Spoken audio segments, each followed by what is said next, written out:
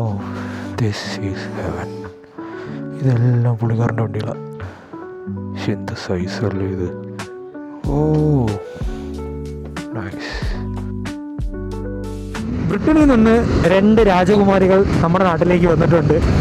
100 years old പഴക്കമുള്ള 2 ബെൻറ്റ്ലി, ഒരു 1926 and 1927 model. അതിലൊരു വണ്ടി 12 സിലിണ്ടർ എന്നാണ് ഞാൻ അറിഞ്ഞത്. ഭയങ്കര കിടിലൻ സൗണ്ടിങ് എന്നാണ് പറഞ്ഞ വണ്ടി. എനിക്ക് കറക്റ്റ് അറിയത്തില്ല 12 സിലിണ്ടറാണോ 6 സിലിണ്ടറാണോ, പോകുമ്പോൾ നോക്കാം. സോ ആ വണ്ടിയുടെ ഷൂട്ട് എടുക്കാനായിട്ടാണ് ഞാൻ പോണത്. വണ്ടി വേറെ ആരുടെയും കയ്യിലല്ല, നമ്മുടെ ബീയിങ് വിൻറ്റേജ്. ഞാൻ പുള്ളിയുടെ ഇൻസ്റ്റാഗ്രാം ID ഞാൻ കൊടുത്തേക്കാം. നിങ്ങൾക്ക് എല്ലാവർക്കും അറിയാമായിരിക്കും. പുള്ളിയുടെ കയ്യിൽ കുറച്ച് പേർക്കൊക്കെ അറിയാം.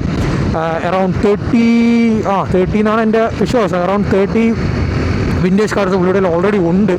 അപ്പോൾ അപ്പാർട്ട് ഫ്രം ദാറ്റ്, ഇപ്പോൾ ഈ ബ്രിട്ടനിൽ നിന്ന് വന്ന ഈ 2 വണ്ടികൾ അജ്മലേട്ടൻ്റെ കയ്യിലാണ് ഇപ്പം നിലവിലുള്ളത്.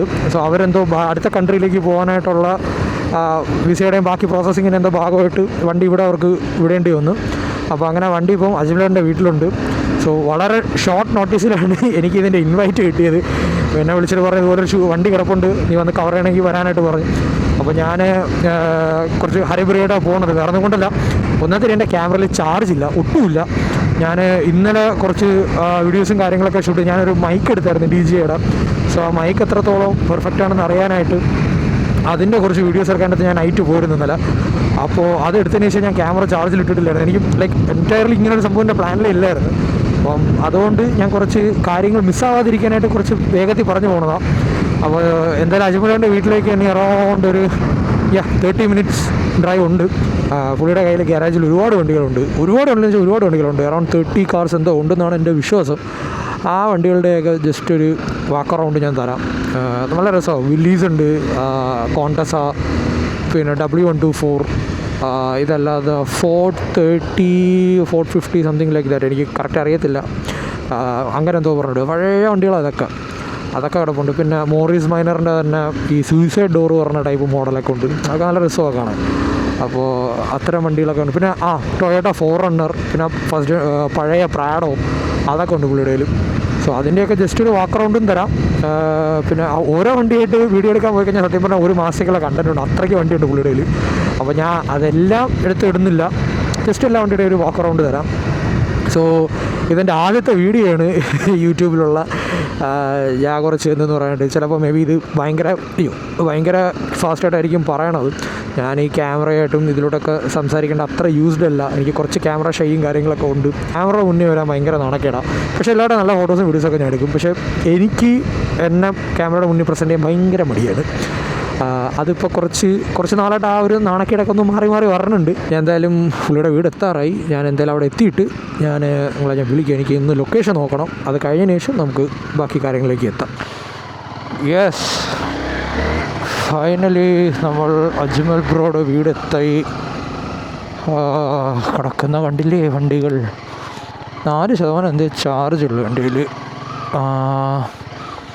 4% ചാർജിൽ ഇത് കവർ ചെയ്യാൻ പറ്റിയാൽ നമുക്ക് കവർ ചെയ്യാം. ഇതൊക്കെ കിടക്കുന്നതുണ്ടോ, ഇതൊക്കെ ഏതാ വണ്ടിയെന്ന് പോലും എനിക്ക് കറക്റ്റ് അറിയത്തില്ല. നമുക്ക് കാണാം. എന്തായാലും നമ്മുടെ ബ്രിട്ടീഷ് ബ്യൂട്ടീസ് ഇതോ കിടക്കുന്നു ബാക്കിൽ. നമുക്കെന്തായാലും അജ്മൽ ബ്രോനെ വിളിച്ചിട്ട് ബാക്കി നോക്കാം. Oh this is heaven. ഇതെല്ലാം പുള്ളിക്കാരൻ്റെ വണ്ടികളാണ് കിടക്കുന്നത്. കണ്ടില്ലേ, കിടക്കുന്നത് നമ്മുടെ ബ്രിട്ടീഷ് ബ്യൂട്ടീസ്. ഇത് ഓവർലാൻഡിങ് സെറ്റപ്പിൽ ചെയ്തേക്കുന്ന വണ്ടി. എന്താട്ടോ? ഓക്കെ ഇതാ കിടക്കണ വണ്ടി. ഇതെല്ലാം പുള്ളിക്കാരൻ്റെ വണ്ടിയാണ്. ഓഹ് മൈ ഗോഡ്, എന്ത് സൈസല്ലേ ഇത്.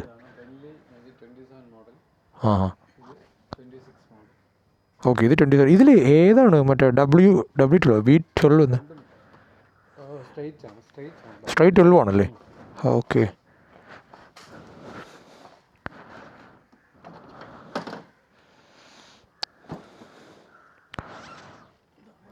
ഓ നൈസ്.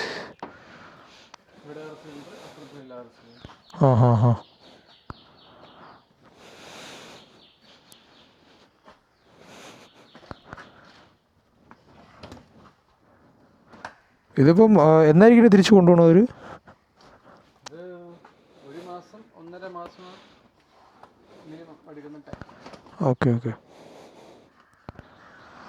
അപ്പോൾ നമുക്ക് എന്തായാലും ഇതിൻ്റെ കുറച്ച് ഫോട്ടോസ് എടുത്തിട്ട് ബാക്കി കാര്യങ്ങൾ കാണാം.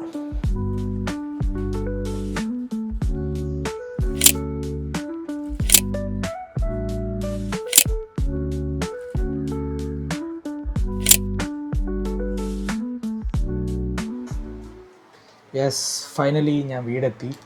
നമ്മൾ വണ്ടിയെ പറ്റി ഒരുപാട് കാര്യങ്ങളൊക്കെ നമ്മളോട് സംസാരിച്ചായിരുന്നു. ബട്ട് അൺഫോർച്ചുനേറ്റ്ലി ക്യാമറയിൽ ചാർജ് തീരെ ഇല്ലായിരുന്നു. അതുകൊണ്ട് തന്നെ അതൊന്നും നമുക്ക് റെക്കോർഡ് ചെയ്യാൻ പറ്റിയില്ല. അജ്മൽ ബ്രോ ഒരുപാട് കാര്യങ്ങൾ പറഞ്ഞു തന്നായിരുന്നു. ആൻഡ് ഞാൻ കരുതി അതുകൊണ്ട് വീട്ടിൽ വന്നിട്ട് ബാക്കി കാര്യങ്ങളൊക്കെ പറയാമെന്ന്. സോ ഫസ്റ്റ് ഓഫ് ഓൾ ഇങ്ങനൊരു കാർ എനിക്ക് ഷൂട്ടിന് കിട്ടുമെന്നുള്ള ഒരു പ്രതീക്ഷ എനിക്കില്ലായിരുന്നു.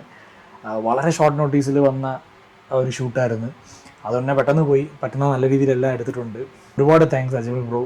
ഇതിൽ ഒരു വണ്ടിയാണ് 100 years ഓൾഡ്, മറ്റേത് 99 years ഓൾഡാണ്. ഒന്ന് 1926 മറ്റേത് 1925 1925 മോഡലുമാണ്. ഇതിൽ എൻജിൻ പറയുകയാണെങ്കിൽ രണ്ടിലും വരുന്ന 12 cylinder എഞ്ചിനാണ്. ഒരെണ്ണത്തിൻ്റെത് 8000 cc 8000 cc, മറ്റേത് 6500 cc എന്തോ ആണ്. ആൻഡ് വണ്ടിയുടെ സൗണ്ട്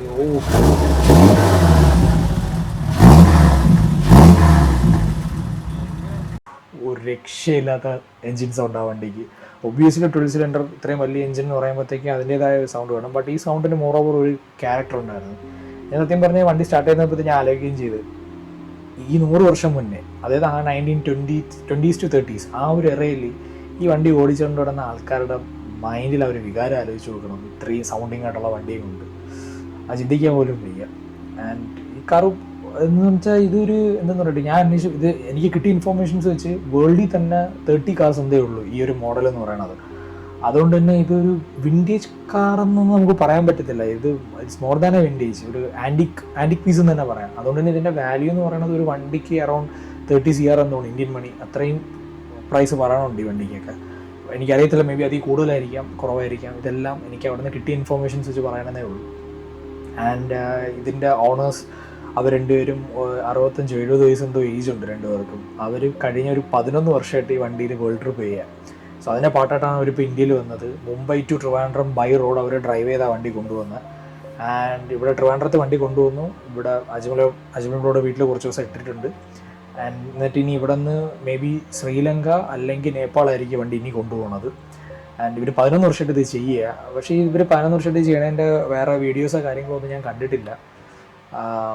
എനിക്ക് തോന്നുന്നു പക്ഷേ വണ്ടിയിൽ അവിടെ ഇവിടെ ആയിട്ട് ഒരുപാടടുത്ത് ഗോപ്രോയുടെ മൗണ്ടും കാര്യങ്ങളൊക്കെ വെച്ചിട്ടുണ്ട്. അപ്പോൾ ഇവരത് ഡോക്യുമെൻറ്റ് ചെയ്യണുണ്ട്. എനിക്ക് തോന്നുന്നത് ഡോക്യുമെൻറ്റ് ചെയ്തിട്ട് നെറ്റ്ഫ്ലിക്സ് പോലുള്ള ഏതെങ്കിലും പ്ലാറ്റ്ഫോമിൽ, മേ ബി യൂട്യൂബിലും ആയിരിക്കാം, ഒരു സീരീസ് ആയിട്ട് ഇവരുടെ അപ്ലോഡ് ചെയ്യാനുള്ള പ്ലാൻ ആയിരിക്കണം.